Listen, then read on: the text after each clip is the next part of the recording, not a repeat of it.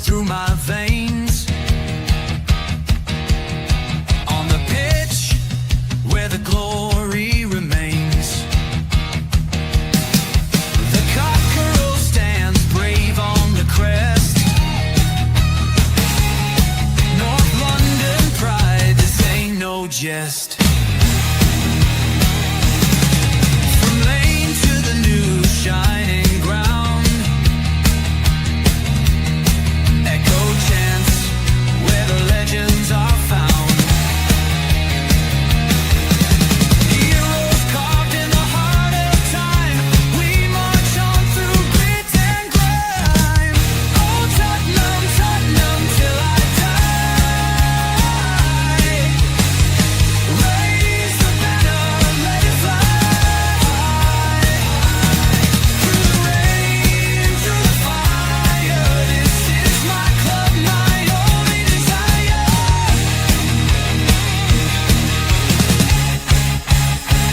Oh Tottenham, Tottenham till I die. Raise the banner, let it fly high. Through the rain, through the fire, this is my club, my only desire. Echoes of King and Greaves in the air. Every goal, the sound declares.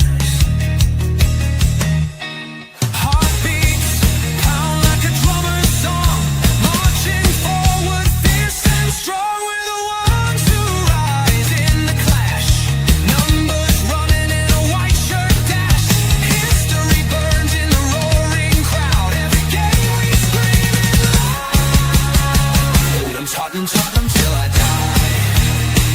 Raise the banner, let it fly high. Through the rain, through the fire, this is my club, my only desire.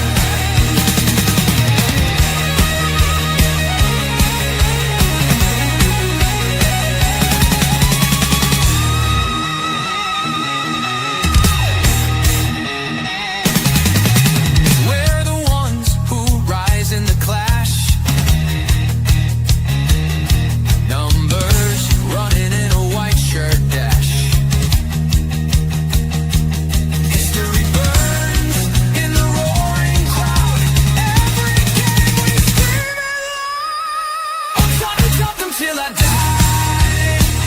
Raise the banner, let it fly high. Through the rain, through the fire, this is my club, my only desire. Hi guys and welcome to THFC 2 or Die, home of Tottenham past, present and the exciting future, of course, under Thomas Frank as he leads us to glory on the shoulders, of course, of Big Ange Postecoglou, who won us a European glory. And yes, I'm still riding the wave of that European glory. Joining me tonight is two people that need no introduction the world over, but joining me next to me is a man who is the legend. He is the myth. He is Tottenham Stig. Now, some say he was Daniel Levy's love child, but also some other people say he could be Ryan's brother. But all we know, he's called Tottenham Stig. How are you, Tottenham Stig, this evening? I'm okay, mate. When you said love child, I thought it was you were going to make me the new CEO again. What's his name? The other dude? Levy's new buddy? You're Vinny, aren't you? You're the new CEO, aren't you? I could be their That's love who you child. are. Don't ask me how I that think works. I've copped on. You, Vinny, you're the new CEO. Yeah, mate. Yeah, mate. Ex-Arsenal. It's who we are. It's who we are, mate. It's who we are. It's who we are, mate. How are you tonight anyway, Tequila? How are you, bud? I'm all right, mate. I just thought I'd come and chill out with you guys for a little while. Yeah. We've got a bit of breaking news to start with, but joining us down below, as you can see, are two gentlemen on the start of their YouTube journey. So do get over. We will put the link in at the end from Play for Spurs. Big up to Paul. Paul, how are you this evening? This is your debut on here. Do you know what? I've been hoping to get you on here for some time, and I'm actually glad you're here. So big up, Paul. How are you this evening, sir? All good. Thanks, Damo. Thanks for having me. Much appreciated. No. But yeah, looking forward to it. Debut on the channel. And, you know, all good fun. All fun and games, as we like to say. I love your piano behind you. Do you go and play that? Do you play that a few times, do you? This is my rich man look. Oh, is it? Is that what it is? Right. Okay. I'm just stuck in some studio in Tottenham somewhere, and Daniel leave his office. But next to Paul, well, this man, his reputation does come precede him. He can be nice. He can be feisty. Let's hope he's nice tonight.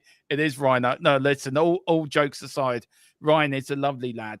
He's great. His heart's in the right place. Can be a little bit can be a little bit something, but big up to you, Rhino. How are you this evening, sir? And welcome to THFC Till We Die. Yeah, well, it's my debut as well. I mean, thanks for having me for starters, Dermo. No problem. I knew we was probably going to do something later on this week, but it's happening now, so I'm glad that we can actually have a little scrappy do. No, we might have a scrappy do. Tequila's the referee. Tequila is the final. Who's that fella in the wrestling, Tequila, that has the final say? What do you mean, the referee? No, the other fella, LA Knight. Well, that's Com doing our VPN. That is. Wait till they hear it. Yeah, wait till you hear LA Knight. He is something else. Yeah. Do you think you could do a better job, Tequila? No. Not better than Com. The way he says, "Get yours now." Now. I could never beat that. I could never beat the pause. Yeah. And can I just say, there is only one Scrappy Doo, and she knows who she is. There's only one Scrappy Doo, and she knows who she is.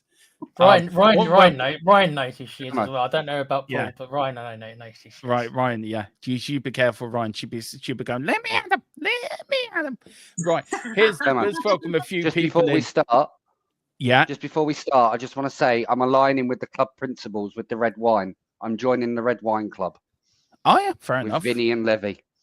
Fair enough. So, do you two going to look lovely into each other's eyes tonight? Yeah, as we're doing the show, and sort of give us the Levy Vinny look. Is that how you're going to portray yourselves? And is that how you two? No, it's more me trying to keep him quiet. Vinny like telling Levy off. No, get out of it. You don't know what you're doing. Leave it to me. Oh, good luck with that. Anyway, let's welcome a few people in. We've got Jazz Fusion. Big up Jazz. He says, I'm just lurking in the weeds, ready for Atletico to do all the hard work to set the price, and the real club prepares to pounce. Kudos would drag out, so I thought I'd spice things up a bit. Big up to you, Jazz. Big up, Jazz. Big up to John68. Big up Dynamo and panel chat, coys. We've got Wayne Bonner. Go on, Tequila. You haven't done a Wayne Bonner good evening for a while, so go on. You introduce Wayne. Go on. Good evening, everyone. There you go. You're not going to give it the full. No, my voice is a bit croaked today, bro. Good evening, everyone. There you go. Hope you're all good. Yeah.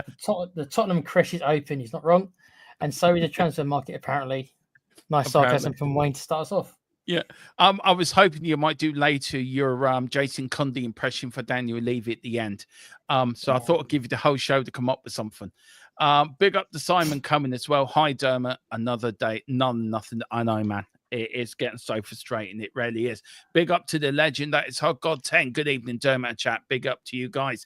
Big up to Anthony Lynch from West Cork. Big up to you, Anthony. Good evening, Dermo and lads. Any news on with Eze?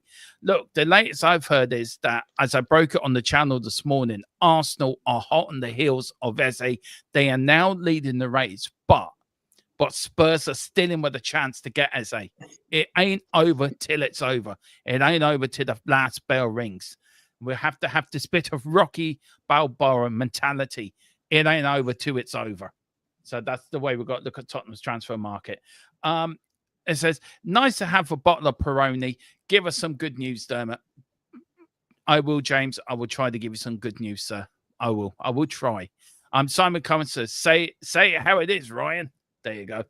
And then best intro ever by Tequila. Give him the job full time. There you go, Tequila. That's your job. Ryan. Checks in the mail, mate. Yeah.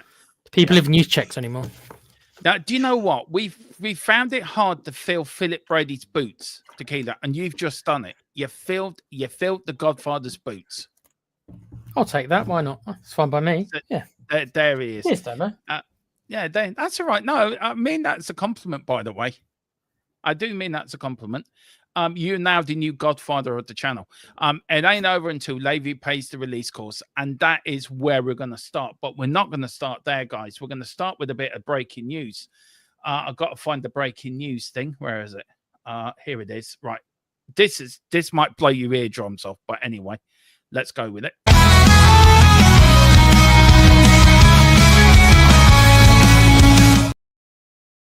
We're going to start with this. That's Spurs breaking news. Chelsea have offered West Ham 2 to 3 players for Tottenham target Mohamed Kudus, but West Ham wants straight money. Before I get to the lads below, Tequila, are you surprised at this by Chelsea, or do you think Chelsea are just buying everyone just for the sheer hell of it? No, he's a good player. Why wouldn't Chelsea be interested? If you think that he's a good player, so there's going to be bigger clubs than Spurs after him, probably. That's why, to have any chance of pulling these kind of transfers off, we need to be smart and move fast. So that doesn't sound like Spurs, unfortunately. Yeah, I mean, Ryan, look, we all know West Ham are sort of cash for strap, but if you were West Ham, would you be taking players? If you're looking at the Graham Potter, would you be thinking, do you know what? I could do with a couple of players in a few positions. That might suit me better than the money. Or do you think it's just board level? They're overriding what Graham Potter wants. Do you know what? It's a difficult one trying to look at it from a different perspective. I'd probably say it could be something to do with the board, but I can't say it for 100%. I mean, it could be just West Ham just playing scrappy do kind of music. Do you know what I mean? It could be absolutely anything. But if you want a definitive answer, I'd say it's probably got something to do with the board. Yeah. I mean, Paul, do you think that? Do you think the board are overruling sort of Graham Potter, what he wants for the squad? Because West Ham do need players, don't they? They do need investments. They do need a few players in. So do you think this might have been a better deal for Graham Potter? Or but do you think that as the board do face FFP and PSR challenges, which could end up being getting points deductions at the end of the season, that they're going to look for money, but they're looking for ridiculous money too, aren't they? For me, I think you just hit the nail on the head. It's more about the PSR issues, I think, more than, yes, they need players, but that's a bit like, Atletico coming up to us saying, we'll give you 3 of our players for Romero. We wouldn't take that, regardless, even though we need players, we wouldn't do that, because you need the physical money to balance your books and the PSR. If no money changes hands, it's just a straight swap. It doesn't go towards their PSR. So I can see why they want to hold out for money. Most clubs now don't take players plus cash and all that sort of thing. They always have cash involved. What do you think, guys, of PSR and FFP? Do you think it needs changing? Do you think the rules need changing? Yeah. Look, personally, I think, if you look at Man City, they've made a mockery out of it. They've made an absolute mockery out of the Premier League, out of everything. I don't know, wants to start this sort of this topic off, but what would you do? What one thing would you change in PSR to change it? Or would you get rid of it completely and just come in with a transfer cap and a wage cap? I'd just put it as a transfer cap for all clubs, I'd put, like, say, 200 million is your maximum net spend you can have in a season. So that includes, like, your summer window and your January window. 200 million net spend. But to be able to spend that, you must be able to prove the club is sustainable in the background. In other words, you can't bankrupt it by spending it. That's actually a good point. That should just be, literally, you can then, because then it doesn't matter how rich your owners are, how much income you've got coming into the club. Everyone can only spend that amount of money each season, instead of it being done to wages and ratios and stuff. It just makes it all too confusing. Yeah. Tequila, would you agree with that? I don't think it'll ever happen, because I think that the Premier League will never let that happen, because they want the best players to come into the league. So to get the best players, you generally have to pay the highest wages and the highest transfer fees. So why are they going to really want that? Because if only us, if it's only England who's got that cap on them and the rest of Europe doesn't, then all of a sudden we could start being outbid by the other clubs and the other leagues, and then the best players will start going back to Spain and Italy, They won't want that. So whilst I morally agree with Paul, I can't see the Premier League ever doing it. It's not a good look for them. It's not good. It's not a good look. Tequila, to come back on that, how many clubs actually spend 200 million net? You know, even with buying the best players in a season. Do you know what I mean? It's kind of, I think that would be a reasonable cap with the amount of money that's in. You'd still get the best players. You know, I'm not saying wages have to be included in that cap. Would you have to increase it though every year though? Because just like inflation, so what would you do in 5 years' time? You'd add another 50 million because you'd have to keep bumping it up. It just depends, yeah. But that's going to be the same with all football, though, isn't it? Revenue's going to go up, prices are going to go up, tickets are going to go up, so everything will go up relatively at the same point. So for me, that would work out better than trying to say, right, so somebody who comes up from the Championship, they've got rich owners, they can't go out and spend the amount of money to stay in the league because they're hindered by PSR. It's the clubs at the bottom of the table that are getting penalised by it, not the clubs at the top. I mean, what, Nottingham Forest, Ryan, Everton as well, Man City, we're still waiting.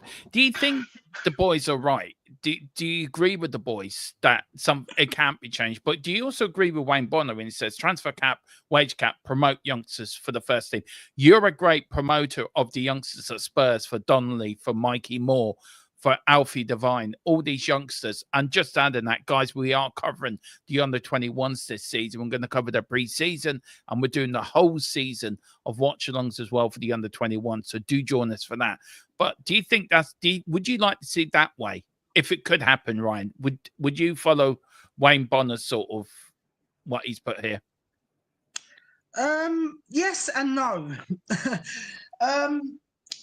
For the wage cap, no, because I just think if you put a wage cap on, then we could literally just it will just be literally like the La Liga or Serie A even. So wage cap, no. Transfer cap, definitely, yeah. I think a transfer cap should be definitely put in place. How much? I couldn't tell you. That would have to be arranged with the Premier League and the FA and people like that. But yeah, and with bringing the youngsters through, it needs to happen more. It needs to happen more because like you go back to when Harry Kane was coming through. Yeah. And he turned around and he made, I know he went out on loan and he failed on his loans, but when he came back in, he was a much better player. Yeah, I mean, Tequila, you look at other clubs, you look at Man City have brought in youth, Phil Foden like that, and players like that. You look at Chelsea, you look at Manchester United with the class of 92. It can be done, can't it? It can be done in the right way with experience and youth. So what's stopping the Tottenham youngsters from getting into the first team? We've got so many talented youngsters and we're buying youngsters in. It's Levy's sort of philosophy that's stopping the youngsters getting into the first team, isn't it? I don't know. Is it? Well, I don't think it is. Right. If you've got you got the likes of Alfie Dorrington, Ashley Phillips, Alfie Devine, you've got Donnelly, and you've got Mikey Moore, and you've got Lancashire, right? You've got them 5 youngsters. They probably are good enough to play for the first team.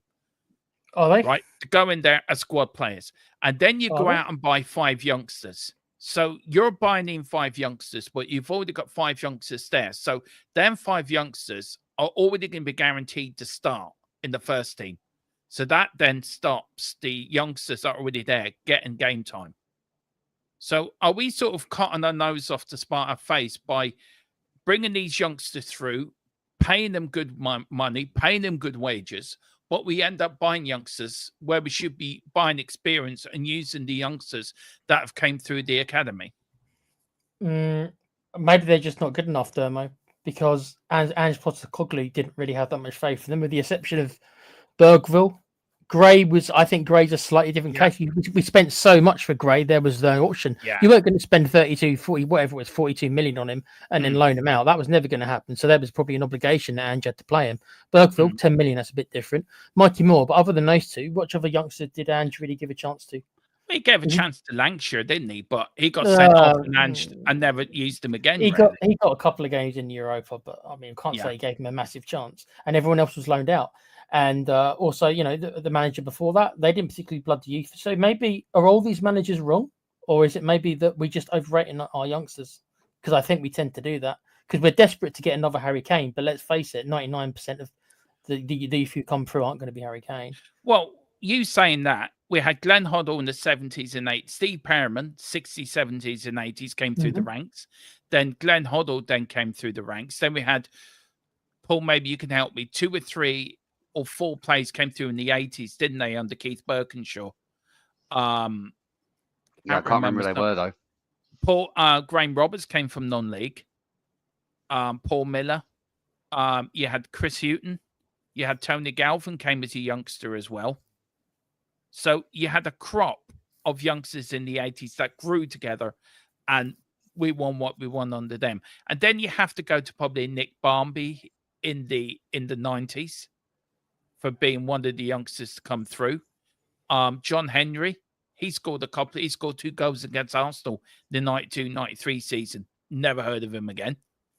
And then you have to go up really to Harry Kane. So I think if it's done right, if you follow the Alex Ferguson model, I think it can work. I think if people really believed in our academy, then Levy would be over the moon because that would save him shitloads of money on transfer fees. But the fact that we don't see them, the fact that the majority of these kids aren't coming through. I mean, what we had, Skip, I suppose, who never really, you know, he found his ceiling and we flogged him for 20 million. That's not a bad deal. Harry Winks, yeah, you've probably slightly less good than Skip. That depends. But again, you sold off to Leicester as well. So none of these kids, with the exception of Kane, really break through. They might get into the squad, but starting every week, other than Harry Kane. When was the last one?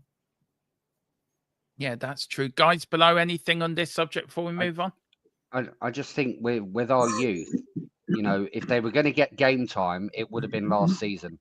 With the amount of injuries we had, you know, but I also think it stems to us holding on to some players too long. You know, like Ben Davies, for example. So he's filling a spot that maybe Phillips could have had last season. You know, so it's kind of, for me, I think it's what we always do. We seem to buy loads of players. We hang on to players for far too long, and then we can't shift them, which then doesn't free up the space for these youngsters to come through. So therefore, they're going out on loan. And then you've got the fans on the other end going, well, we need to buy better to get in. And then obviously you're putting more people in front and not getting rid of what we've already got. So I don't think it's one singular problem. I think it's a problem across the club that we hold on to players too long. We hold them hostage, or they stay here because it's an easy life. And then you've got your players that you're buying coming into the team. And then our youngsters, they're coming through, they're getting into the squad, but they can't break in, even when there's loads of injuries. So I just think it's kind of, at the minute, there's too much going on around the first team all the time. It's not settled enough to bring that youth through, in the sense of, you know, we haven't got a stable management, not a style of play. We haven't got, you know, we've still got players there like Davis that have just had a year's contract extension, you know, like the Steady Eddie. But then where are the places coming up for these players to come in when we bought them? You know, we keep saying we buy them, we send them out on loan. Phillips, we bought him, we sent him out on loan. He's, you know, I don't think he's played a single minute in a Spurs shirt. You know, but that's what I mean. It's kind of, it's a whole problem for me. It's like completely through. We hold on to players far too long, or we can't shift them because they're on massive wages. And then, you know, I just think it's a whole problem throughout, to be fair. I don't think the first team has been stable for years. No. So that will have an effect on bringing youth through. Whereas Man City, Liverpool, Chelsea, Arsenal, they've all had quite a stable team for the last 4 or 5 seasons. So they're bringing players through now from their academies. But we haven't got that. We change our managers every 2 seasons. So the manager all needs to look at his playing squad that he's got. So that'll be another season they don't get in. And then next season, when they can come in, he's trying to fill holes and the fans are demanding more. So they're going to buy better players to fit into the first 11. Then where's the space for them to actually come into the squad? So I think it's a whole problem across the whole first team squad. It's not just one singular problem you can point out and say, that's why they're not getting in. Like, it could be they're not good enough, or it could be that the pathway is completely blocked from the academy. Who knows? Yeah, I just think it's a multiple amount of problems, to be honest. It's not just a single. Yeah, I'm just reading the chat here, Dan. I think Ledley King, somebody put in the chat Ledley King. Yeah, he was the last one before Harry Kane. I think he was somebody who really broke through and became a really class player. So what was the gap between King and Kane? What, 10 years, something like that? Yeah. So if you look at it that way, that's one player a decade who really comes through our youth and actually makes it as a top quality player. And can I also say, guys, that Harry Kane was a once in a generation striker anyway. I mean, we'll never see the likes of look, Jimmy Greaves was the last once in a generation striker that Tottenham ever had. And it wasn't from 1969 when he left, or 1970 when he left. It wasn't until Harry Kane came along that we actually found our next Jimmy Greaves. So it's a once in a lifetime you're going to get them type players. We've just got a few people here. Then I'll let Rhino finish off. I believe Frank is the manager who can bring the stability a lot to these kids, get stunted and don't progress. That's true. Vincent Janssen as well, Domo. Yeah, he was brilliant. Not. Rhino, just finish off the kids. Why can we not play the kids? Right, you're a big activist for the youth. So why should we play these players and not play the players like Odegaard and all these players? Well, Odegaard is still young. So I would kind of put him in that category because he's still only young. And the thing is, we've got someone like Sonny, and we had this discussion earlier, Dermo, and I know you're going to hate me for it, but I'm going to just kind of reiterate a little bit on it.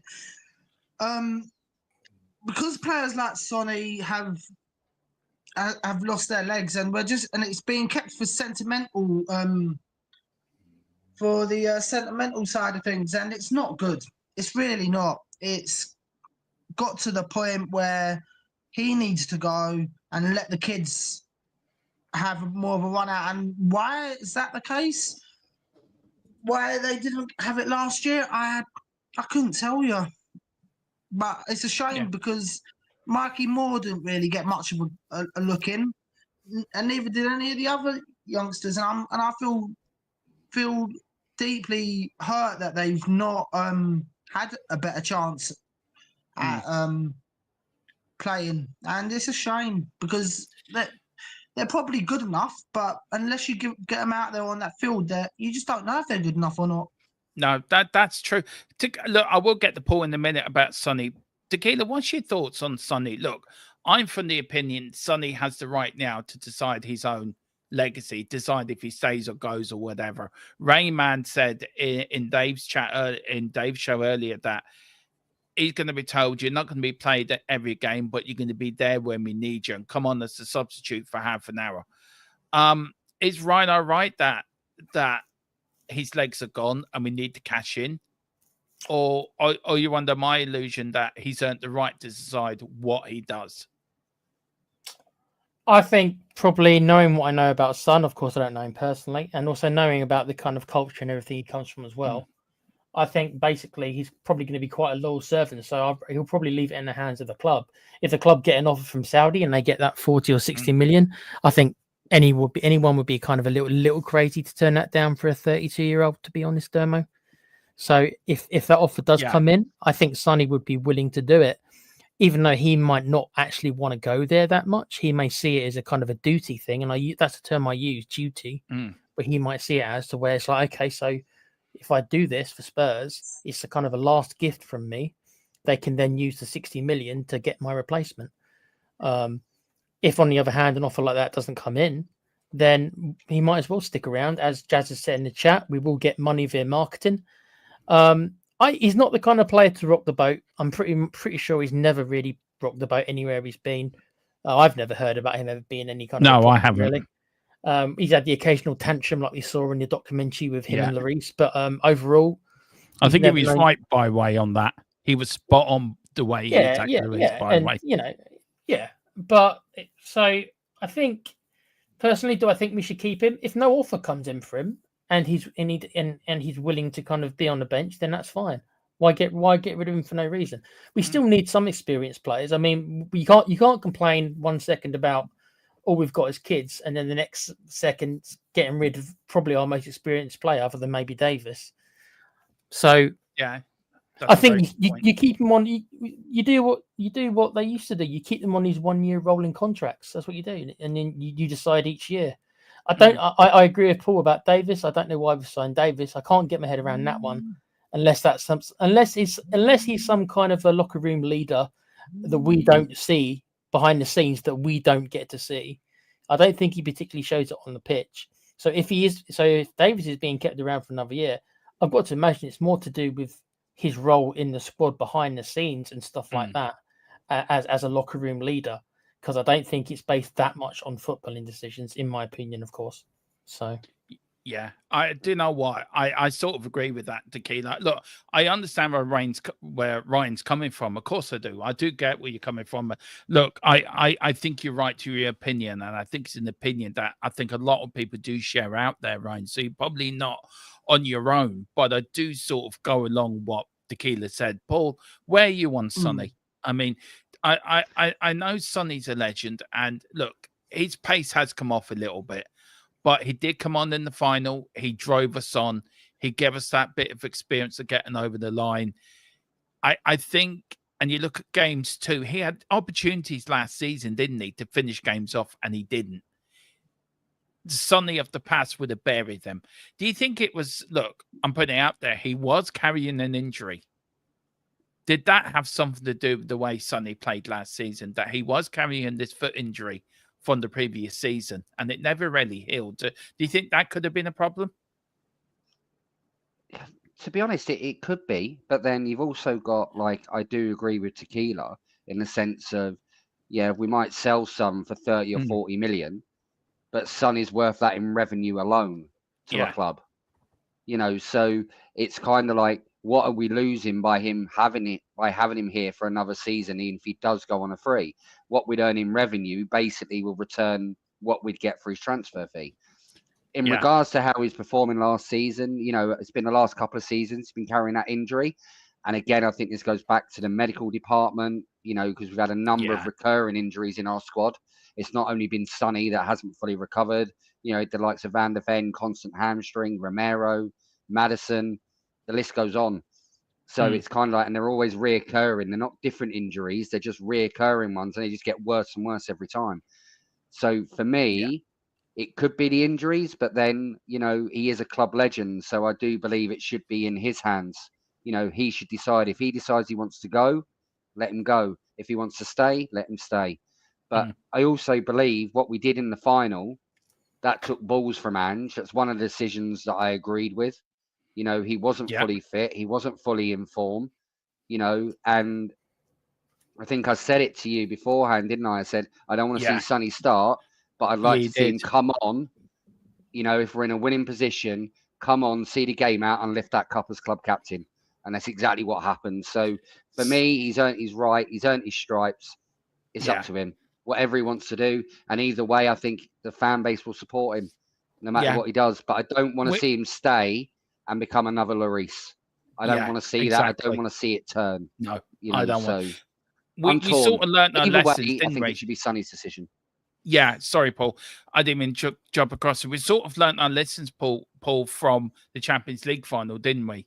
When we started to have fit Harry Kane and not started Mora. So I think we learned our lessons from that. Sorry, I didn't mean to cut across you, but I just wanted to make that point. Couple of chats here. I put one to myself, and then we'll talk about the other one. I'm sure it's right up Ryan Street. And then we've got a bottom one here, which we'll sort of get onto as well. Wayne Bonner says, Sorry, can I just go on to what just back onto the injury, because I was shaking my head and hoping I was going to get in. Right, look, Paul, you know I like you and everything, mate. You're cool, right? But I believe it was Ange's tactics, and this is where I know Dermo's going to literally come at me now, probably. But it was Ange's tactics why we got most of those hamstring injuries in the first place. We played too much of a high line. But then, yeah, granted, his tactics might have been part of it, but look back over our history over the past 10 years.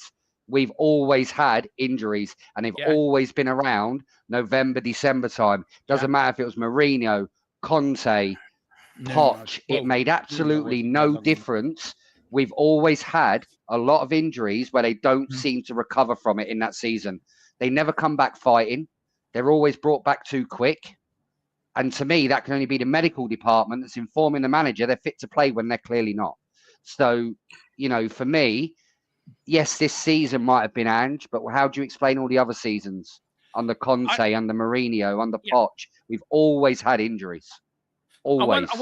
I just want to bring Tequila on this as well. Tequila was you're very much anti-Ange as well. And I think rightly so in some ways, Tequila. Do you agree with Ryan with his tactics causing the injuries? Are you going along? Do you agree with that? Or do you think it falls under something? I think the high line drastically affected Van de Ven's injuries. I think that's blatantly obvious. I don't think there's much question about that at all. Yeah. Now the other injuries, I think that's a bit more debatable, but I think for Van de Ven in particular, considering the amount of recovery tackles the man had to do because of our crazy high line, that is 100% on Ange. That one. Yeah. Yeah. I can agree with Van de Ven, but I don't think all the injuries were Ange or tactics. I think it's more to do with our players were coming back. Our players would go out for 2 or 3 weeks, and then the manager would go, all right, are they fit to play? And the medical department's going, yeah. So he plays them, and then they end up with an ACL, or they go out for 3 to 4 months. It wasn't short-term injuries. Let me just ask you though, we're all Spurs fans, so we're all going to pay more attention to our club, right? But don't you think every club does get injuries, and every club thinks that they've got an injury crisis, and every club thinks the referees are against them? Isn't it just a part of being the kind of like we're Spurs fans, so we think that we've got more injuries, and we probably don't. I do agree with that, Tequila, but also in the same sense, what I mean is in the sense of other clubs, what you don't see is that if their player goes out, and they're out for 3 months, they don't come back after 3 months, and then within a month, they're back out again for another 6. To me, they're obviously still recovering from that previous injury. At Spurs, they seem to come back and then they're back out injured again. What game was it? What game is it, Paul, where Ange brought on both Romero and Van de Ven, and then that was the Chelsea game, wasn't it? He brought them back for that, and then they were out for ages. So you have to ask yourself: was that Ange? Was that the medical team? Was that voices from above saying you got to play these two? I don't know. Surely the medical team would have to clear these players to play. Well, surely the medical team would have that to say they can play and they can train. Surely the medical team has to give that clearance. And if they've given that clearance for them to play, then why wouldn't they start? If they told Ange that they were both 100% fit, ready to go, then yes, it would be on there. If they said to Ange, they're both iffy, then and the manager's taken the risk, then that's on the manager. Yeah, that's on the manager. I don't know. Yeah. But we don't know. We never will. No. I mean, Corey Boy says there, big up to Corey Boy. I haven't seen you for a long time. Don't know where you've been hiding, but big up to you, sir. It says, how can you not realise that it was Ange and his tactics must be the reason why the head medical walked out, and which we all seem to forget that the head of medical did walk out during last season because he had a clash with Ange over starting players that weren't fit. And it was because Ange didn't listen to him. Would you think that would have summed into the Chelsea game, Tequila? Sounds like it, doesn't it? It does, doesn't it? Let's not get too conspiracy theory, but it certainly adds up, doesn't it? I don't mind a conspiracy theory now and again. The aliens are here, Alan. The aliens built the pyramids. We're all going to die. We're all going to die in 2012. Even though it's now 2025. Yeah, well, do you know what? We didn't land on the moon. Rhino's from the planet Jupiter. He's just come to visit us. Yeah. I'm from the planet Mars. See, that's why me and Rhino clash. I'm wearing my tinfoil hat right now, Dermo, so they can't read my mind. Yeah. Me and I'm Rhino just have been from- at war for the last billion years. This is why we've just come in the Earth form. Just I'm from a different solar system. Oh yeah, big up to you too. Yeah. Oh dear. Big up I the think court, and he we'll does. get on so well, Dermo. He says, being getting my kid kind of sorted, lad, but had some. Well, listen, it's great to see you, Corey boy, and you're always welcome in the chat, man. And it's great to see you, man. I hope life is well for you. Carl Simp, Jazz Vision says, conspiracy is my bulwark, whatever that means. And then we've got Carl Simp. I know for a fact Nana exists. Dermo got the wardrobe in his house. I do as well. We've got Carl says Romero played 18 games all season. Van de Ven wasn't much more. It's crazy. Hopefully Frank doesn't get all these injuries this season. That's a great start. Exactly. I just want to talk about this. It says, what's the crack with that Phyllis kid from Italy? As far as I know, he was due to join us when the under-21 championships finish. Look, I have to hold my hands up. Congratulations to England winning that, by the way, retaining the title. It was very hard for an Irishman to actually congratulate them across the water. But your under-21s did well. Fair play. You're better than us. But we shall return. The Irish nation will never lie down when it comes to soccer, and we will be back. But yeah, I get an update for you tomorrow, Wayne, or Friday, Wayne. Now, Wayne Dye says, I can't believe I'm reading this out, but anyway. Okay. Right. Deep breath, Dermo. Just deep breath. This is right up Ryan Street. Deep breath. Right. Just suck it in. Right. Okay. Sell Romero, Johnson, Odegaard, Bissouma, Son, Solanke, upgrade to decent players. Now, I'm going to leave you last, Ryan, because I know what I do know what you're thinking to this. You were quite happy to sell everyone but Odegaard. So I know that's true. So we're going to go there. Tequila. Out of that list, who would you sell and who would you keep? I'd sell all of them for the right price. There you go. Well, that's easy, right? You've got somebody that agrees with you. I said for the right price. I wouldn't give them away for peanuts. No. If somebody comes in if somebody offers us 80 million for Romero, right? Bite your hand off. If they're going to offer us like 40 or 50 million, then no. There is a certain person that won't give you Jaffa cakes again for selling Romero to Gilly. You do realise that? Oh, she'll just become an Atletico Madrid fan, won't she? Bless her. She'll kill me for that one. She will. If she's watching, she'll kill the pair of us. We'll be both strung up. Me, I wouldn't sell Romero. I wouldn't sell Johnson. I wouldn't sell Odegaard. I sell Bissouma out of drop a hat. Just tell him West Ham have certain types of balloons and he can go there. Sonny, it's down to him. Solanke, you and me, this is where we got. Solanke's a bit funny with me because we did the show where we signed him, didn't we, Tequila? And we felt very underwhelmed by it, didn't we, at the time? Yeah, and I said that he wouldn't score anywhere near the 19 goals, and he didn't. So, I not say that? You did. No, I've just got a message from that person. I will send it to you. On WhatsApp. So I didn't know she was watching. It's your chance to apologise now, Tequila. I'm sorry, Scrappy Doo. I didn't mean it. Okay, Romero's the best player in the world. I wouldn't sell him for 150 million. There you go. Anyway, pieces broke out. Paul, out of that list, look, Tequila and John and Ryan said they will sell all of them for the right price. Apart from Odegaard. Well, no, Tequila said it. Is that including Odegaard as well, Tequila? I don't think Odegaard's done anything that's proven that to be that special to me. He's all right, okay, but he's not that special. Okay, so Ryan would sell all of them bar Odegaard. Tequila would sell a lot. I would sell Bissouma and probably Solanke and keep Son, Johnson, and Romero. Paul, who would you sell and who would you keep out of that list? Well, for me, if it was my choice, basically, it would be Bissouma would go. Son's choice is his own choice. I think Solanke was played wrong last year, in the sense he wasn't in the right positions where he should be. Johnson was in where I would expect Solanke to be when the balls were coming into the box. But, you know, for me, Romero, we don't need to sell.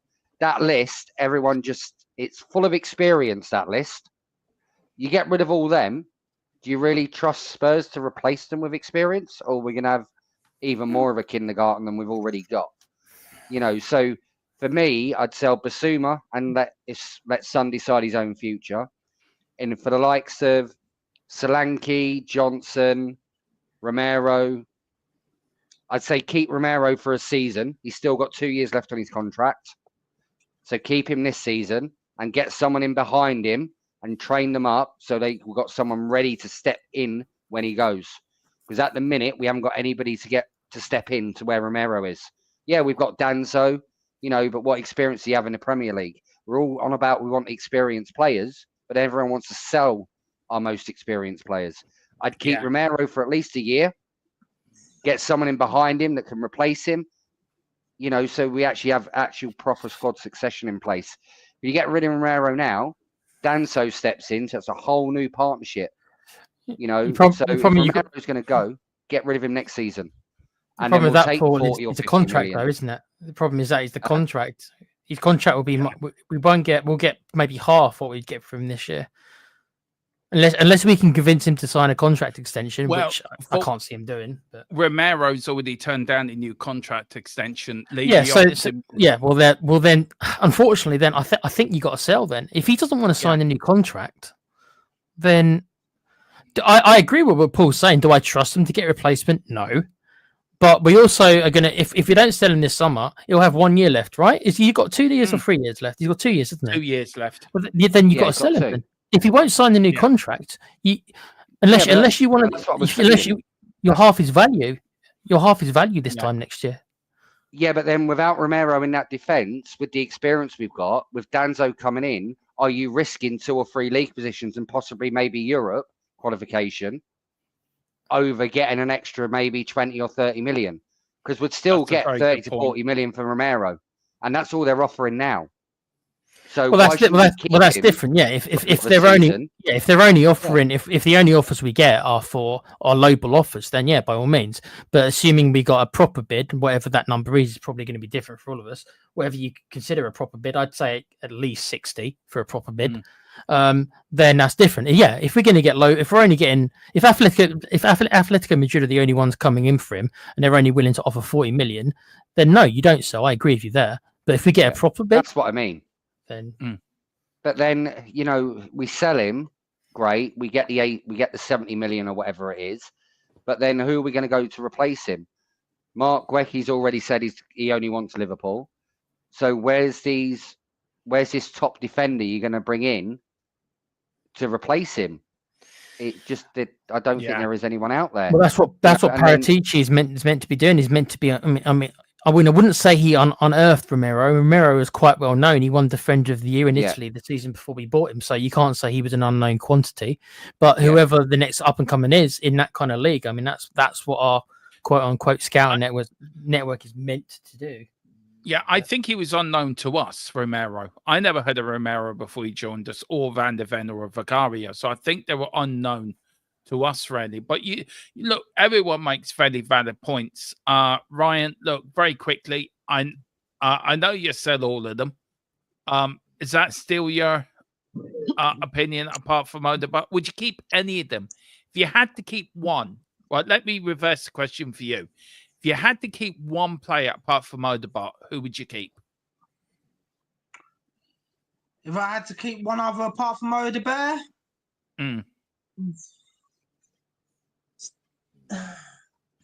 I would. The only reason why I would keep this other person is because because he's still young enough to keep going on. We could get a couple more years out of him, and that would be Romero if I had to. But I agree with Tequila though.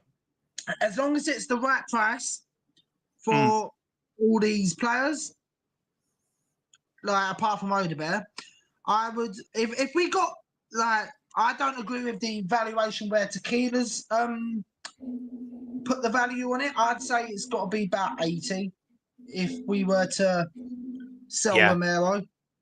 And that's just a preference. Solanke, I would probably say if we could get anywhere near 40, I'd rip their hands off for it at this point, to be honest. Johnson, well, he couldn't take on a man and run through a barn door. So if we even got any more than about 25-30 million for him, let's just take it. You just leave Johnson alone. There is a debate coming up, guys, between me and Ryan over Johnson. So we're going to leave Johnson alone. There is a debate coming. We're going to get Tequila to share it. And we're going to come in. We're going to leave the questions. I'll give Tequila come up with the questions, or we'll come up with some questions, and we'll let Tequila share that debate between you and me. We'll do it before the start of the season, Rhino, on Brendan Johnson. Yeah. I just need to quickly get on. Just with the last one I started, Dermo, with this team, we finished 7th to 10th. We'll be behind City, Liverpool, Arsenal, Chelsea, Newcastle, Forest. Look at their squads. Very quickly, guys, just to where do you think we will finish next season? Just where we finish, Paul? Where do you think we're going to finish? For me, it has to be, it's not where I think it's got to be a minimum of 7th. We have to finish in the European places. We cannot afford to not be in those European places, and I don't want top 10. I don't want bottom half. I don't want any of that. He's got to finish in the top. No, he's got top 7. Has to finish in Europe for me. Yeah. And it's the same standards I have for Ange. I haven't changed. You need to finish in a European place in the league. We can't afford not to. Yeah, Ryan, where do you think we'll finish? Just where we finish. I'm going to stick to what I've said up until the beginning of the end of the last season. It's got to be a progression, and it's got to be a top 10 finish. Yeah. Tequila, where you going? Is it based upon our current squad now, as in today? Yeah, well, it has to be, because you have to do it on the current squad. I think that's what Wayne was saying. I think on Domo, with this team, where we finish. In order for Frank to save himself, to actually survive the first year, which we know a lot of managers don't manage to do that, he's got to finish, I think, in the top 7 to get automatic European qualification via the league. If he were to win a cup, which is a big if, not many teams win 2 cups in a row, 2 years in a row. It doesn't happen often, only certain clubs. So, but if he were to win a cup and finish in the top 10, that will save him. Where do I think we'll finish? 9th with our current team. I agree with Paul. We've got to finish 7th. No, I think Conference League is the lesser of. Well, that's the different question. Yeah, for him to save his job. Yeah. But where do I think we'll finish with our current team? 9th. I agree with. I'm just saying. I agree with Paul. I think we'll finish 7th. I think that's where we will finish, in my opinion. Big up the column, full-time sports.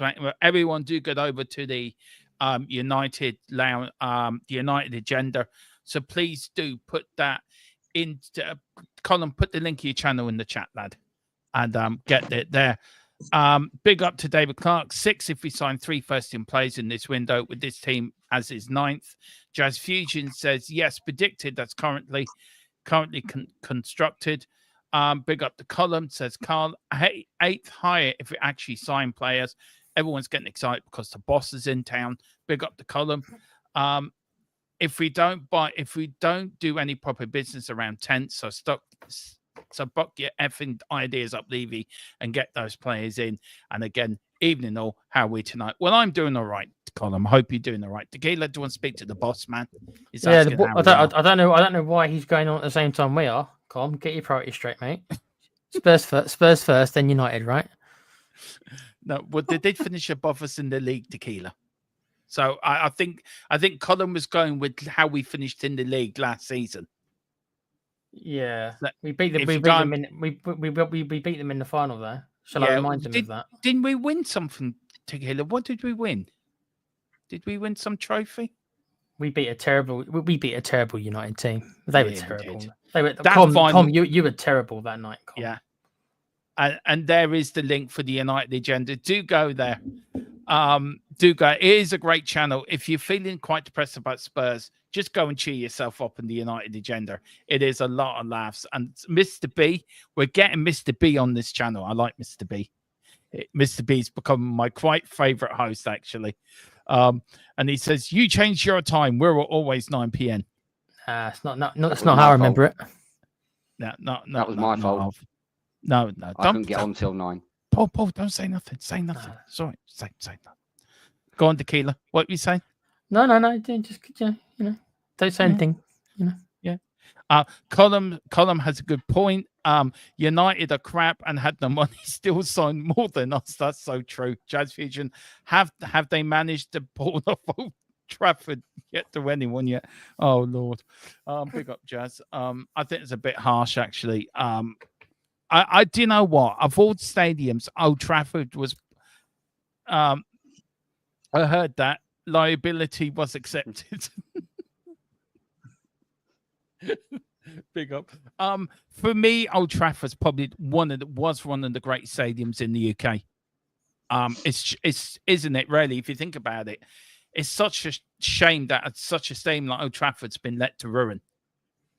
Paul, you and me, like we're from the generation where Old Trafford was the main stadium, wasn't it? Yeah. And it's a shame, isn't it, that it's been left to ruin like the Glazers have done. I know people have jokes, but how much do you think? Look, I want to put this question just because Column's in the chat, but it's just something that came into my head. How important are clubs like Manchester United, Liverpool, Tottenham, Arsenal so important to the Premier League? And Everton and other teams like this were big in the 80s. How important are they? I mean, for people around our age, I don't know about Ryan and Tequila, but I think they're very important. Iconic.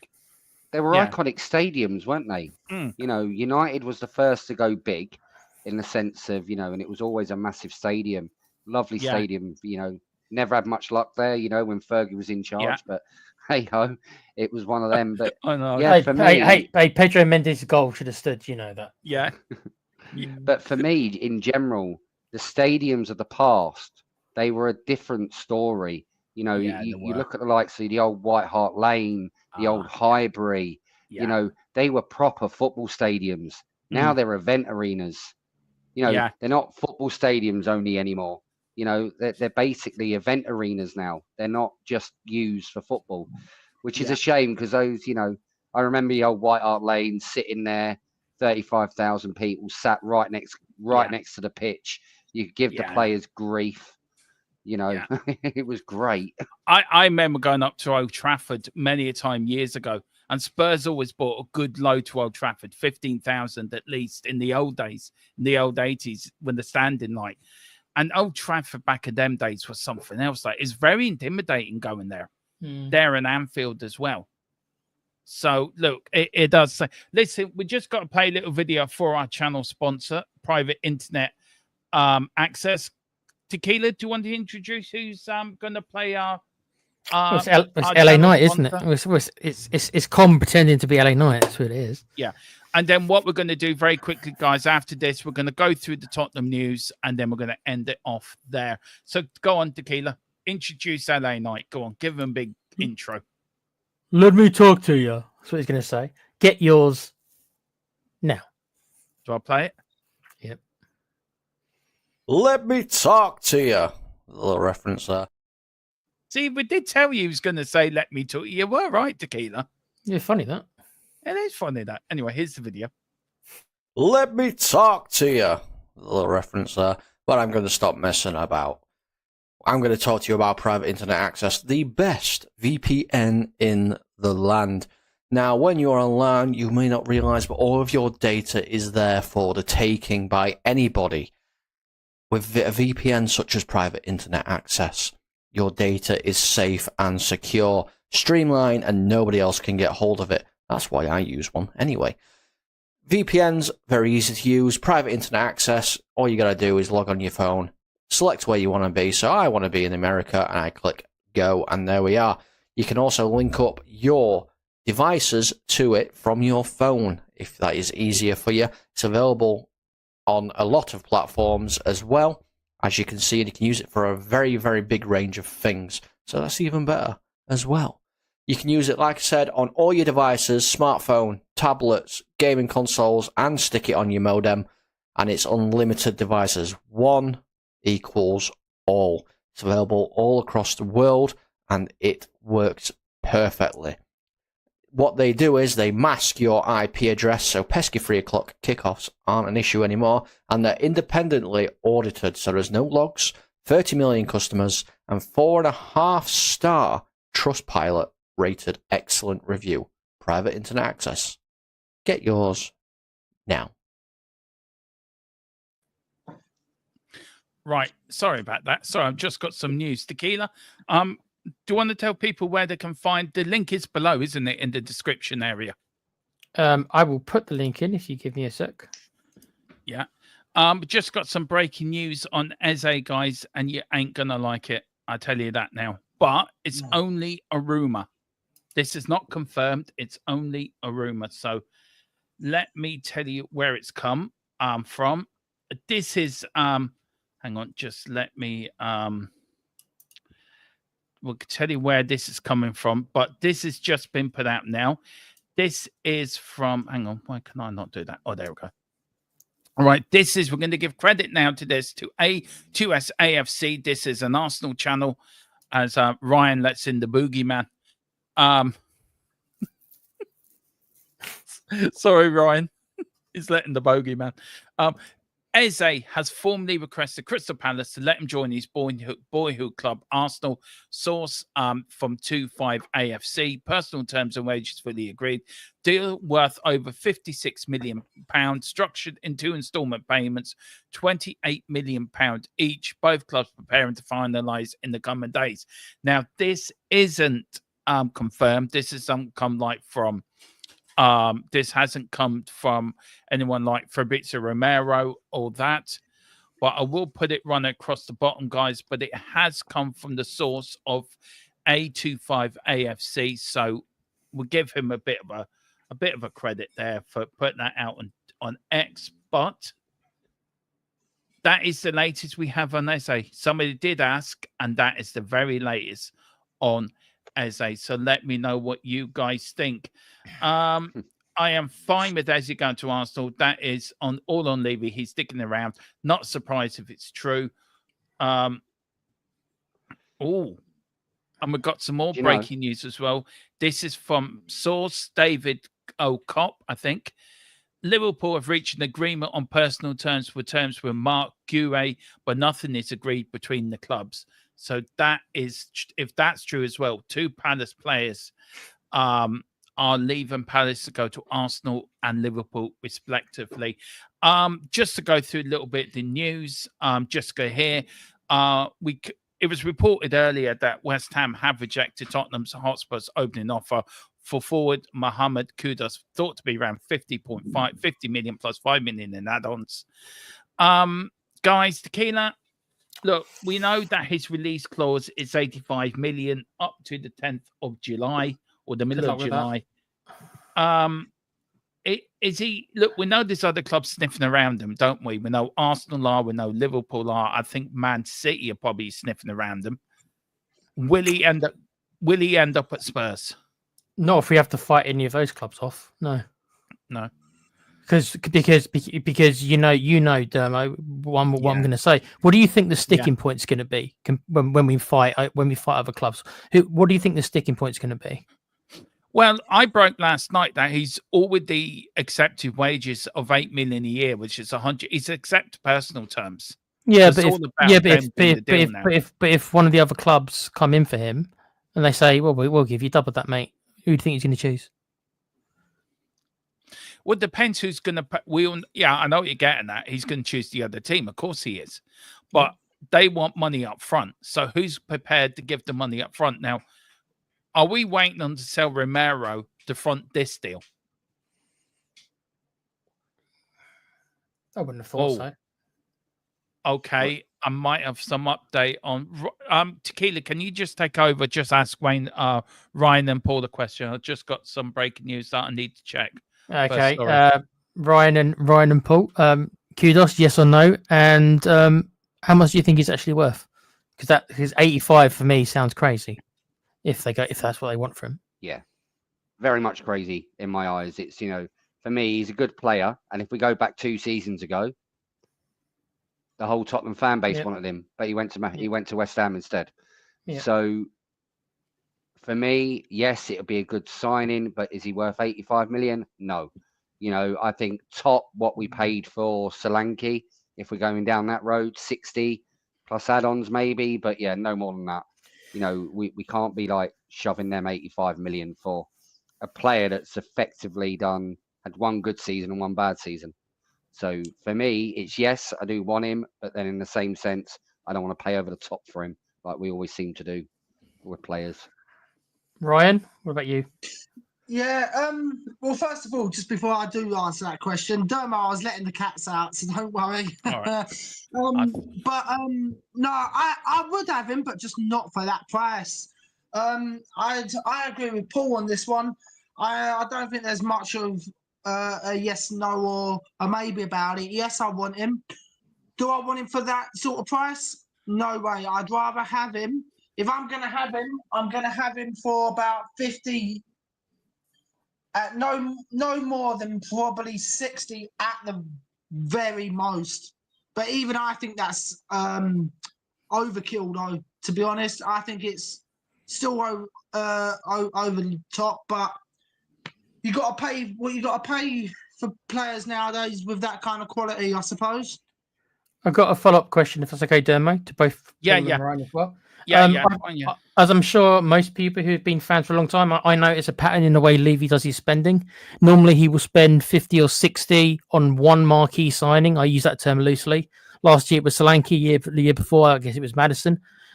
If that's the case, are you happy that Kudos would be that marquee signing?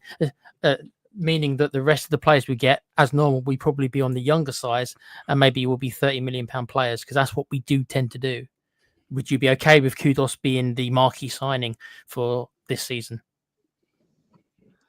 To be honest, no, I'd want more. To me, Kudos does a job. He's better than what we've got, but he's not the final product to what we actually need. But we need the players like Kudos to get to that point where we can get those players in. But yeah, no, we need more than one this season. He can't just be doing it. He's normal, buy one marquee signing and then sign all kids. We've got enough kids to field 2 under-21 teams at the minute. We don't need any more. Let's just go out there and, spend properly, seriously. I'd rather spend 150 million buying 3 experienced Premier League players than buying 1 marquee signing and 6 kids. Ryan? For me. Well, I said this on Sean Butler's not long ago when I was on there with Danny, and I said I would want 1 this summer, but pushing it at a 2. So answer to the question is, if it's just going to be Kudos and nobody else, I'm sorry, Tottenham fans, but I'm going to absolutely go ballistic, and I'm probably going to lose my SHIT with Daniel Levy. Sorry, Tequila, just give us 2 minutes, mate. I'm okay. just sorting things out with our good buddy. This source has come from Transfer News Live. Atletico Madrid are in talks with Tottenham over a €55 million, which is around £60 million deal for Christian Romero. Do you think the defender is a good addition to the Atletico squad? I think Romero is a good addition to any squad, to be fair. I think we'd 55 million euros, Dermo. They should just give him a 2-finger salute and tell him come back when you've got a decent offer. I agree. It should be nowhere near that. That's like £48 million or something stupid. It's too low. It's too low. Not a chance. I'd rather keep him for here and sell him next year for 30 million. Yeah. Look, to answer the question, which was put in, do you think the defender is good? Not is a good addition to the Atletico squad? And I think he is. He's in a good addition to any squad, in my view. I don't think there's any denying he's a good player. I think we all think he's a good player. The word world class gets thrown around way too much. Do I think I know that he's a World Cup winner. Well, so but do I think he's a world class defender? No, I think he's a very good defender though. Because I think if he's a world class defender, I think you're pushing the 100 million, aren't you? For a world class defender, you're probably talking the next bracket up, which he's not. But as Paul said, he's certainly worth more than 48 million. Yeah, I mean, Carl's saying here 80 million for Romero, they can F off. And then there's no way Romero's going to go for less than 70 million. If he does, that puts Levy in debt without a profit. He wants to go Kane versus Levy 2.0. I think Jazz Fusion spot on. It's all about those hotels. That is a stream I am going to talk about because I'm pretty angry with that. Another little. Can I just mention that on the hotels, Dermo, just quickly? Yeah, of course. For me, the hotel should have no effect to what we're doing. He was looking for investment for the hotels. So that should have no effect on our transfer budgets or anything we do on the pitch, because that doesn't come off FFP or anything or PSR. That's completely separate from what our account. So to me, the hotels are irrelevant. They can build them if they want, but I want to see pitch improvements. Yeah, and also with the takeover, don't forget that's still going to happen as well. And I know a hell of a lot more than what I can let out because I've been told. Tequila knows the same. We just can't say anything, can we, Tequila? We've been signed to secrecy on this, haven't we? But don't forget, that's still working in the background. Well, you'd expect it to be. Yeah. Obviously, Levy's done exactly what he said he'd do with the club. He's made us financially stable. He's made us in a thing. And the hotels are a massive investment for somebody who's going to buy the club. So it's the perfect time for them to buy it because they can gain their money straight away back from the hotels and improve the first team squad, hopefully. Yeah. I don't want another, what do you call it? What's his name? Ratcliffe that's gone into United. I don't want one of them coming in. Or another Ivan Scholar. Yeah. Dermo, I've just heard your sigh on the pitch. Yeah, as soon as I put this up, I just heard your sigh, and I know I don't want to read that crap, Dermo, because everyone was telling me, all the Tottenham fans are telling me, "Oh, Levy's going to change, Levy's going to do his stuff." No, it's not. No, no, it's not. Can I just read it out anyway?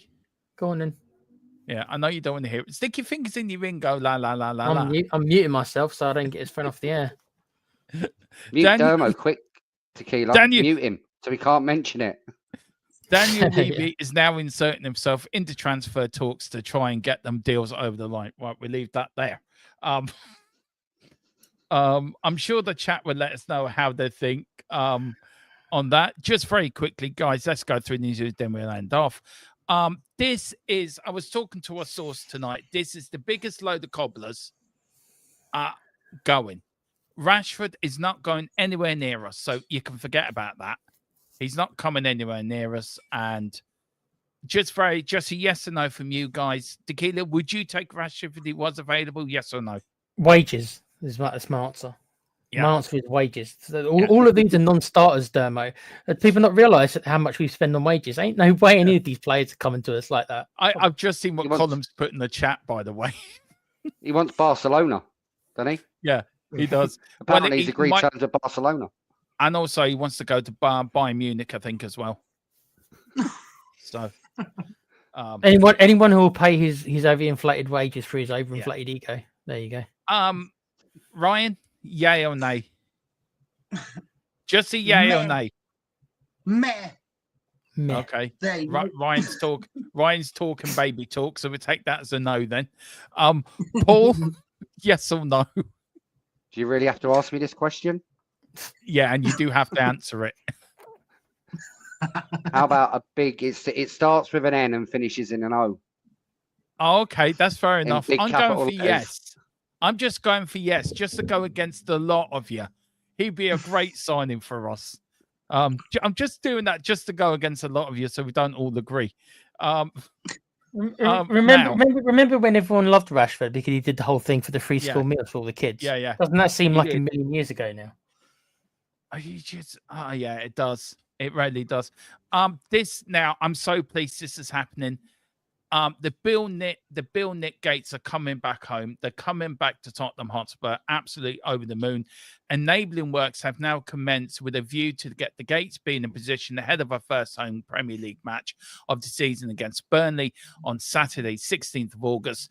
Bill Nick Gates to return this summer. Guys, I'm over the moon with this. There is a statement on the Tottenham Hotspur website. This is from somebody. So let me take our logo off very quickly. Do you want to read it out, Tequila? Go on, you read it out, sir. Can you see I it? haven't got my glasses on, bro. Okay. I didn't know I was All figuring right. that out. We are delighted. Tequila, just sound happy. We're delighted. Yay! To announce that the famous Bill Nick Gates, which stood proudly in front of our old White Hart Lane Stadium for generations, are returning home this summer. The iconic black and gold walk iron gates, which become synonymous with the great Bill Nick, following a famous photograph taken by Peter Robinson in the 1970s, have been kept safely in storage since 2015. Now, if people wonder where they were kept in an old shed down the back of Daniel Levy's garden. And Daniel Levy every weekend has been going down and painstakingly restoring them to their former glories. Honestly, you think, Dermot, you think Daniel Levy does his own gardening? You realize how rich the man is? You think he does his own gardening, do you? Either that or you give them to Del Boy and Rodney to look after. Oh, dear. God knows what we are getting back if he did give it to them too.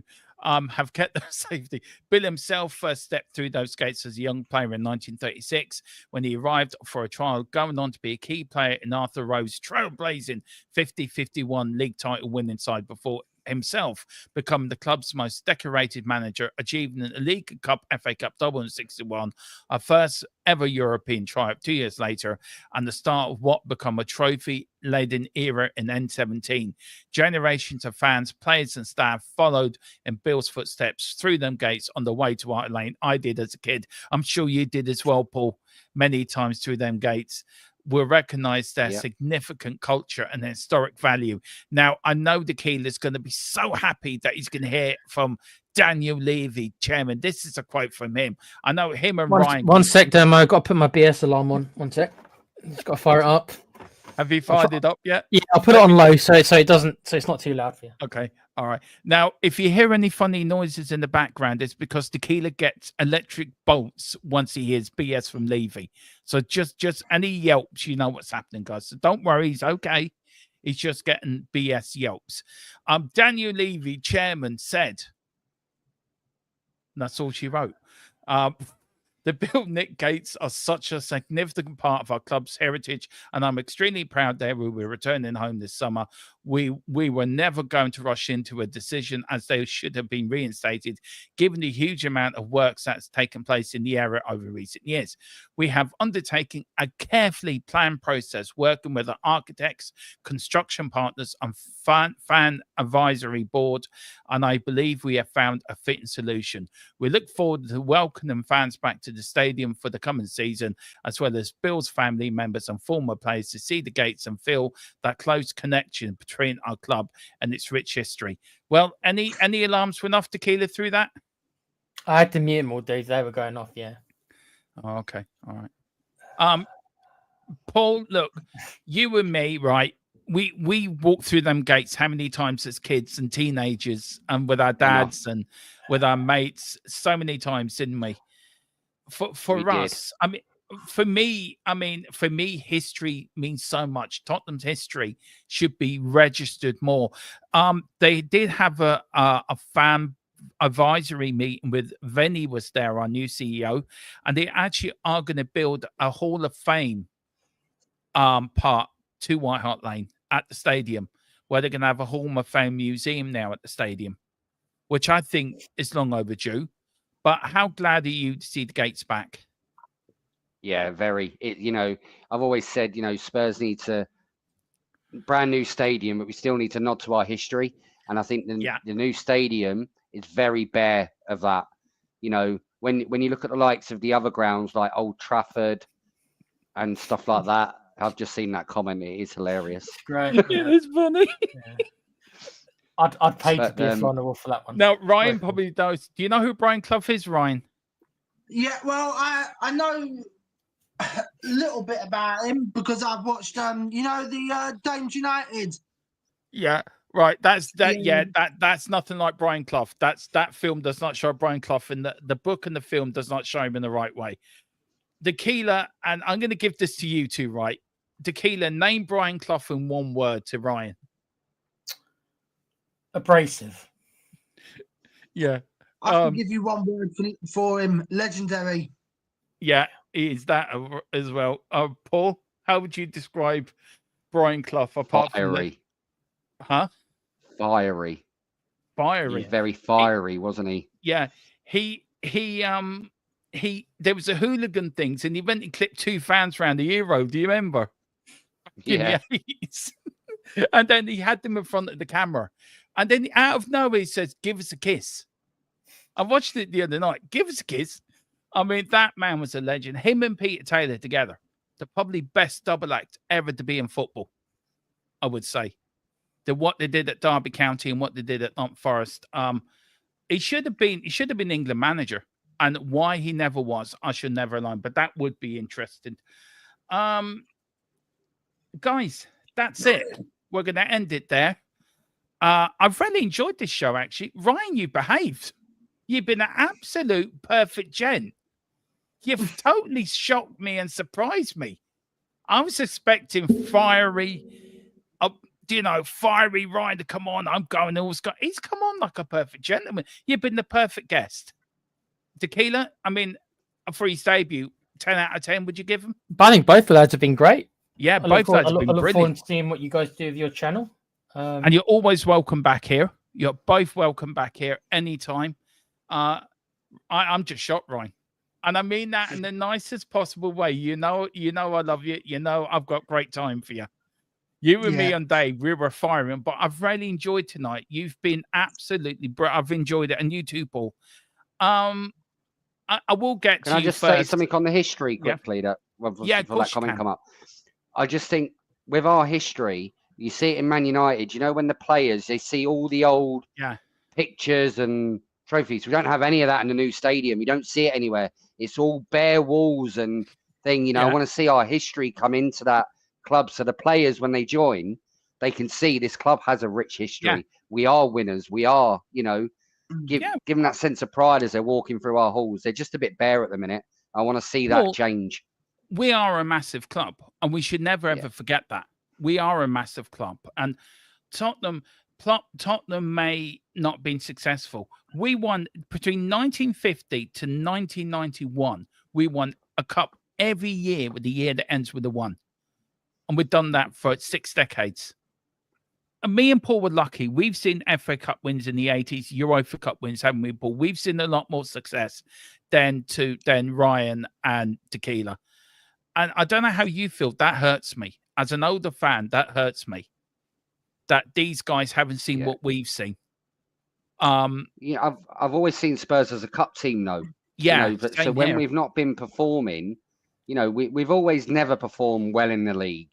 But we always used to finish in the top 6 or 7. It was or mid-table. We were always mid-table, but we always used to get, we'd have a really good cup run. It'll either be the FA Cup or the Carling Cup or the Worthington Cup or whatever one it was.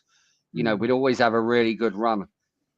But you just don't see that anymore, do you? It was like, no, go on, Paul. Finish what you was going to say, mate. Oh, well, I just say you don't see that anymore. Do you know what though, Domo? It's funny because talking about the history, right? On our channel, we're actually putting questions in, on our channel after at the beginning of each stream that or whatever we're doing, and we've got one in there at the moment. And do you want to ask these lot and exactly the same question? Let me find it. Yeah. Have you got their link there, Tequila?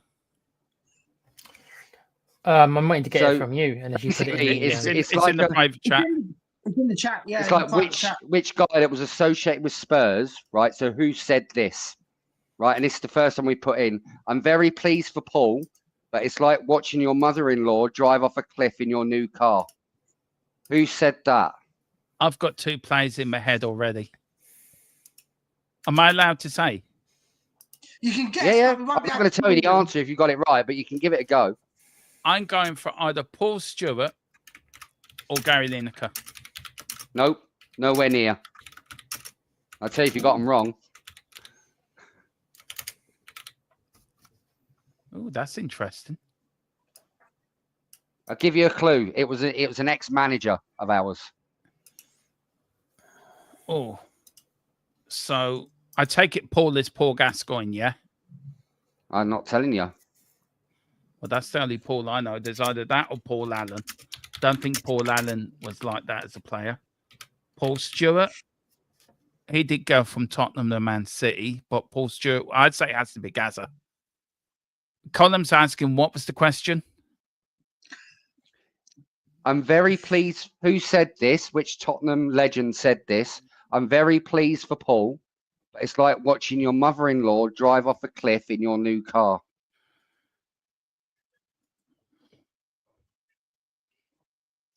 Is that someone like Terry Venables or something? Ooh. I think you might. That's my guess anyway. We've got Harry Redknapp. We've got Glenn Hoddle. I'm going with Tequila. I'm going with Terry Venables. Him and Gaza together. I think it's something to do with Gaza. It's got to be. That would be a Gaza thing. Sean says your mam. We don't say mom here. We say mam in Ireland. So it's mam. What's the point? Says Big Sam.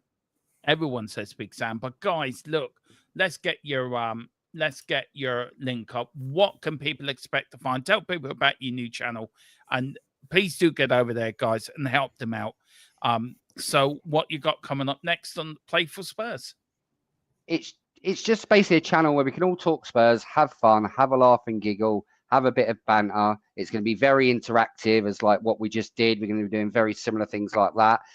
You know, obviously debate shows, pre-match build-ups, not so much on the watch-alongs, because obviously I do have a full-time job outside of this.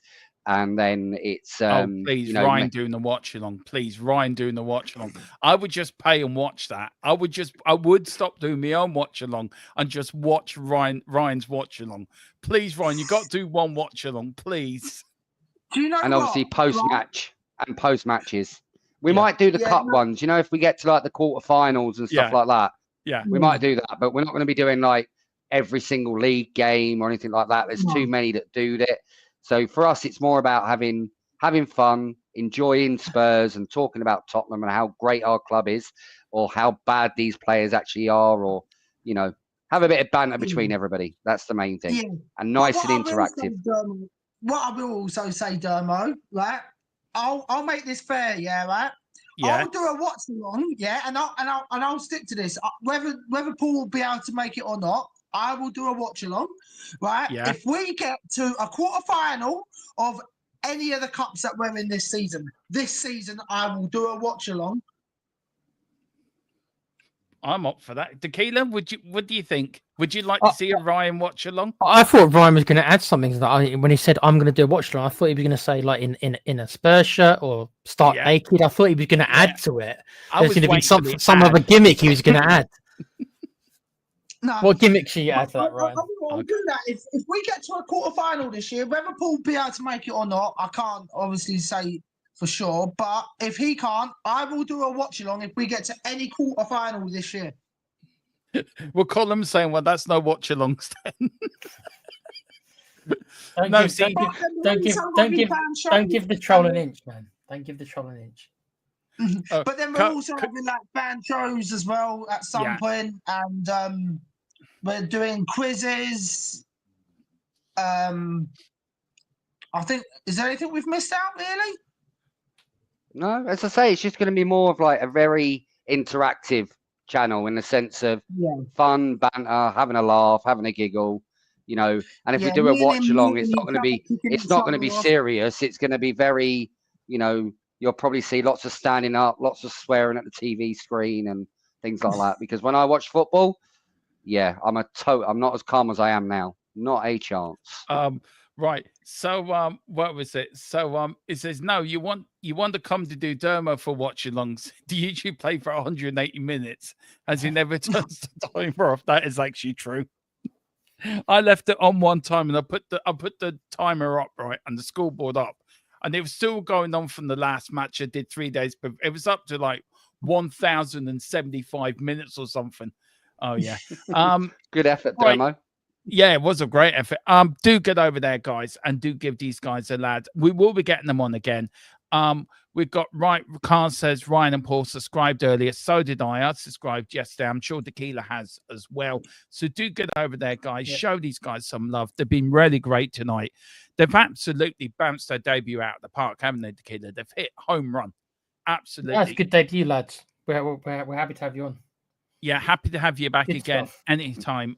We do have the battle of the Johnsons between me and Ryan coming very soon before the start of the season. Dermo, you need to watch what you say, dude. Did you not think about how that sounded before you said? I know. I just realised. So can you quickly get me out of a hole, dog?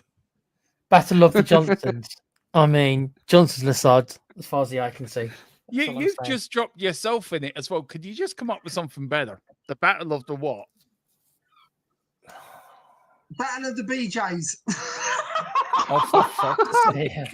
Let's see for us. Oh, Ryan, you were doing so well. You were doing so well, Ryan. Oh, Ryan, you were doing so well. I need to put something in there at some point, didn't I? Colin says airdrop a sub as well. Big up to you, Colin. Thank you. Nice one, Colin, bro. Yeah, we will do. Me and Colin will do our debate on Brendan Johnson. Tequila will be referee, so Tequila will. Look, I don't want to be in the middle of your two Johnsons. All right, I really have no desire to be in the middle of that one. You can keep your Johnsons elsewhere. Thanks. No, do you know what? I don't think we'd need anyone, Dermo. And do you know why? Because I will keep it nice and civil, as long as it's nice and civil in both ways. I know it will be. Okay. So you know I'm nice and civil. You know I'm not. Yeah. You know that. Come on. Would you now look? My chat's got a look. You stop my chat off, they get filthy. Yeah, it doesn't take much. Just mention the word rainbow and look what happens. Oh, don't stop what have I said, Dermo? Come on, bring them up. What about? Oh, don't start rainbow. Honest to God, do not start that again. If Wayne's still in there.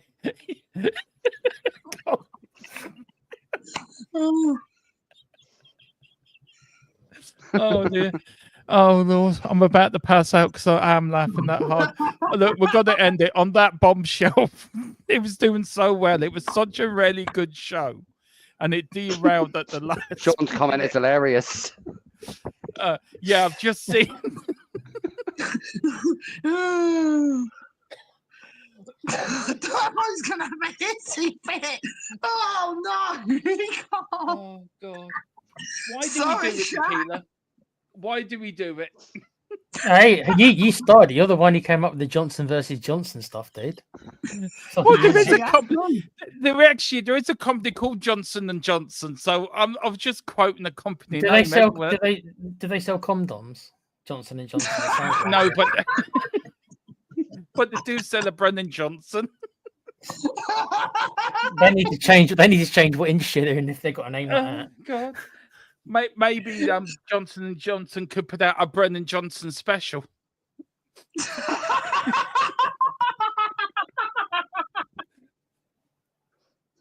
He tries to hit the target, but he never misses. On that bombshell, we'll leave it there. Yeah, no, Corey, no, that's going too far, man. No, don't. That's going too far. Thank you all for watching. Please get over to lads and thank Kit and liking their channel. Thank you again. Tequila, rude to me. The play pouch.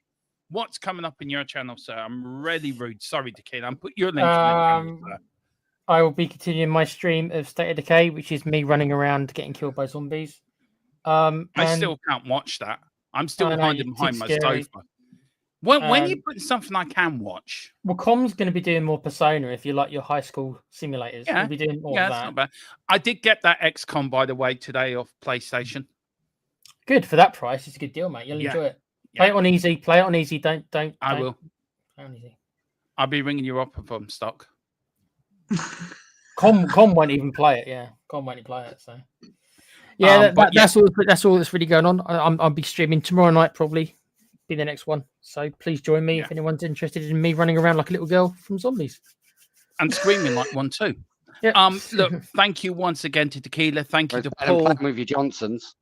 Oh, for Jesus Christ.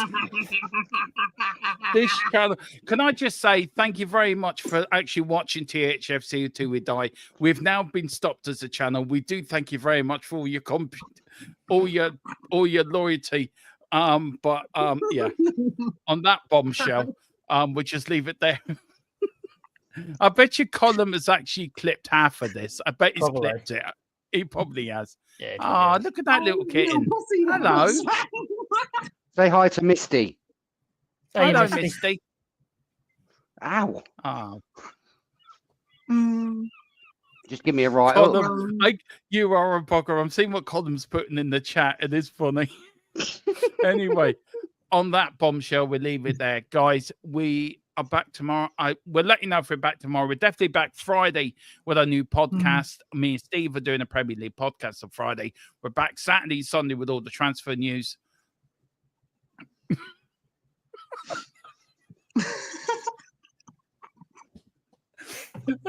Somebody's just sent me something funny on WhatsApp. Carl and Colm are going for this, you know. Oh, they are. They keep going. You give them a minch and they take a mile, especially with Johnsons. Especially with Johnsons. Yeah.